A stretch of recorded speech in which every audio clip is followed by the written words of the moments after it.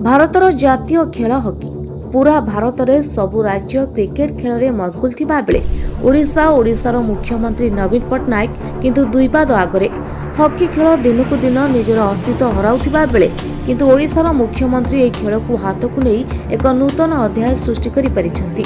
ओडिशा भली राज्य में दुई थर हकी विश्वकप आयोजन करिवार जो साहस जुटाइथिले ताकू नहीं सारा भारत वर्षर खेल उपरे रुचि रखुथिबा समस्त जनसाधारण मानकू चकित करिबा सह ओडिशार समस्त स्कूल और कॉलेजर समस्त पिलामानक पई एक नूतन संभावना सृष्टि करिछि। एही परिप्रेक्षी में भद्रक जिला वासुदेवपुर पौरपालिका अंतर्गत बंसीपाटना संस्कृत महाविद्यालय रे एक रैली आयोजन होइथिला। ए रैली को संस्कृत महाविद्यालय अध्यक्ष श्रीजुक्त प्रशांत कुमार पाढ़ी तत्वावधान में अनुष्ठित होइथिला। एथिरे कॉलेजर समस्त छात्र छात्री समेत कॉलेजर समस्त अध्यापक और कॉलेजर अन्य कर्मकर्ता उपस्थित रहिथिले। ब्यूरो रिपोर्ट वसुधा टीवी।